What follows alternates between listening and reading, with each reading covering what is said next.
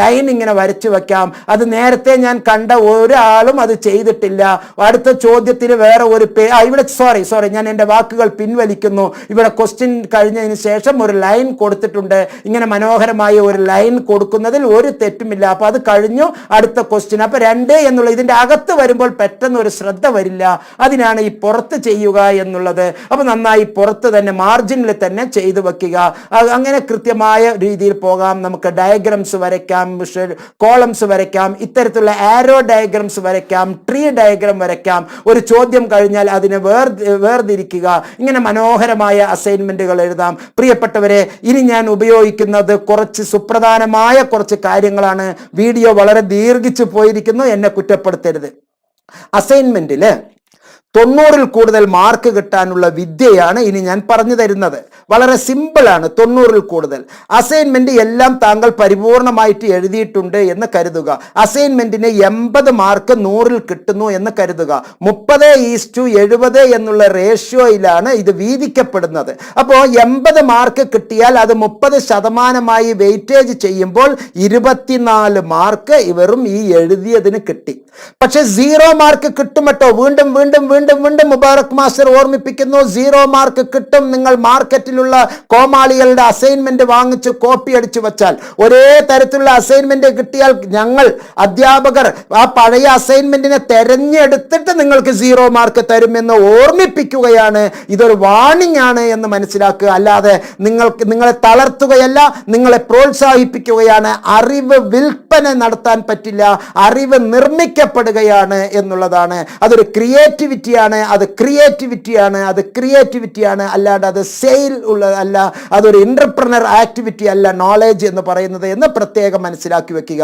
80 mark നിങ്ങൾക്ക് കിട്ടിയെങ്കിൽ 24 mark. അതിൽ 90 മാർക്കാണ് കിട്ടിയതെങ്കിലോ 30-ല് 27 മാർക്ക്. അതിൽ 60 മാർക്കാണ് കിട്ടിയതെങ്കിലോ 18 മാർക്കാണ് താങ്കൾക്ക് കിട്ടുന്നത്.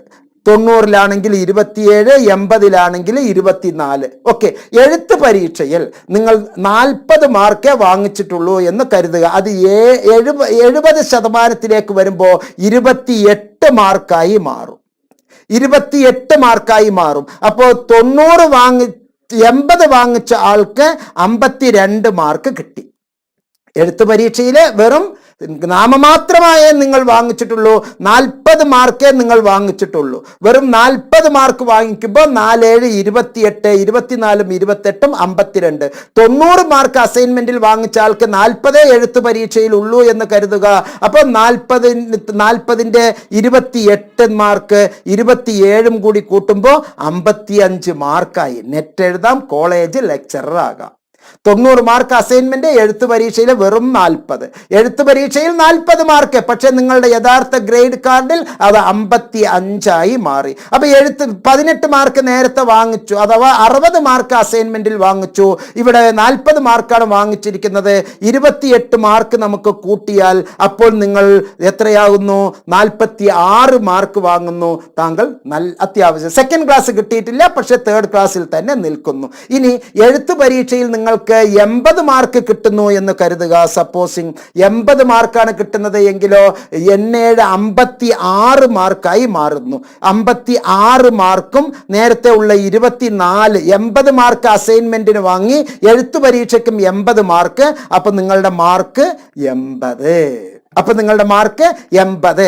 56 മാർക്ക് ടേം എൻഡ് എക്സാമിനേഷൻ, അഥവാ 80 മാർക്ക് 70. N7 56, 80%, 80 mark അസൈൻമെന്റിന്. അപ്പൊ 38, 24, 56ഉം 24ഉം 80 mark. Above first class distinction ലെവലിലേക്ക് താങ്കൾ എത്തി സുഹൃത്തുക്കളെ. 10 പോയിന്റ് ഗ്രേഡിങ്ങിലെ B+ എന്നുള്ള ലെവലിലേക്ക്, താങ്കൾ A എന്നുള്ള ലെവലിലേക്ക് എത്തിയിരിക്കുന്നു. 90+ വന്നാൽ അത് ഔട്ട്സ്റ്റാൻഡിങ് O എന്നുള്ളത് വന്നു. ഇത് നിങ്ങൾ A+ എന്നുള്ള ലെവലിലേക്ക് എത്തിയിട്ടുണ്ട്. ഇനി താങ്കൾക്ക് റിട്ടൺ എക്സാമിനേഷൻ T-യില് 90 കിട്ടിയിട്ടുണ്ട് എന്ന് കരുതുക. 9 × 7 N7 63 9 7 63 63ഉം 27ഉം കൂട്ടിയാൽ നിങ്ങൾക്ക് 90 മാർക്ക് അവിടെ കിട്ടുന്നു എൻ്റെ പ്രിയപ്പെട്ടവരെ. 90 മാർക്ക്, എത്ര രസകരമായ മാർക്ക്. ഇനി താങ്കൾക്ക് അസൈൻമെന്റിൽ 18 മാർക്കേ ഉള്ളൂ, അതായത് 60 മാർക്കേ ഉള്ളൂ. എഴുത്തു പരീക്ഷയിൽ താങ്കൾക്ക് 90 മാർക്ക് കിട്ടിയിട്ടുണ്ട്, അല്ലെങ്കിൽ 80 മാർക്ക് കിട്ടിയിട്ടുണ്ട് എങ്കിൽ N7 56 മാർക്ക്, 56ഉം 18ഉം നമുക്ക് 80 മാർക്ക് എഴുത്തു പരീക്ഷയിൽ.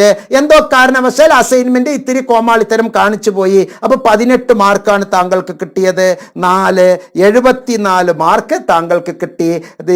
കുറച്ചും കൂടി ശ്രദ്ധിച്ചാൽ താങ്കൾക്ക് ഫസ്റ്റ് ക്ലാസ് ഡിസ്റ്റിങ്ഷൻ 75 മാർക്കായി. അസൈൻമെന്റ് 0 വരുമ്പോൾ ഇത് കണക്ക് കൂട്ടാം. അസൈൻമെന്റ് 0 വന്നാൽ 30% 0. അപ്പൊ താങ്കളുടെ മാർക്ക് 18, താങ്കളുടെ മാർക്ക് 27, 28, താങ്കളുടെ മാർക്ക്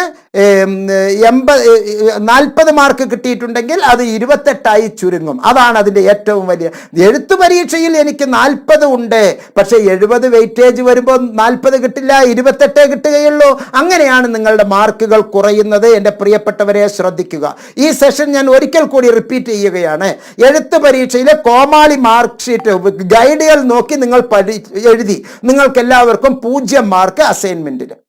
എഴുത്ത് പരീക്ഷയിൽ നിങ്ങൾ പാസ്സായി 50 മാർക്ക് കിട്ടിയിട്ടുണ്ട് എന്ന് കരുതുക. 50 മാർക്ക് കിട്ടിയിട്ടുണ്ട്, എഴുത്തു പരീക്ഷയിൽ 50 മാർക്ക് കിട്ടിയിട്ടുണ്ട്. അസൈൻമെന്റിൽ 0. Under the condition when you are writing the assignments depend upon your guide printed assignment. അത് കണ്ടാൽ തന്നെ ഞങ്ങൾക്ക് അറിയും, അത് ഞങ്ങൾ മാർക്ക് തരുന്നില്ല. ഓക്കെ, അങ്ങനെ ഉള്ളത്. അപ്പൊ എഴുത്ത് പരീക്ഷയിൽ താങ്കൾക്ക് എത്രയാണ് ഉള്ളത്? എഴുത്ത് പരീക്ഷയിൽ 50 മാർക്കാണ് ഉള്ളത്. 70% എന്ന് പറയുമ്പോൾ 35 മാർക്ക്. അപ്പൊ 35 മാർക്കേ ഉള്ളൂ. താങ്കൾ തോറ്റു. PG ക്കാണെങ്കിൽ താങ്കൾ തോറ്റു. 80 കിട്ടണം കേട്ടോ. അത് 70 കിട്ടുന്നതെങ്കിലോ 70 മാർക്കാണ് താങ്കൾക്ക് കിട്ടുന്നത്. അപ്പൊ മാർക്ക് എത്രയായി?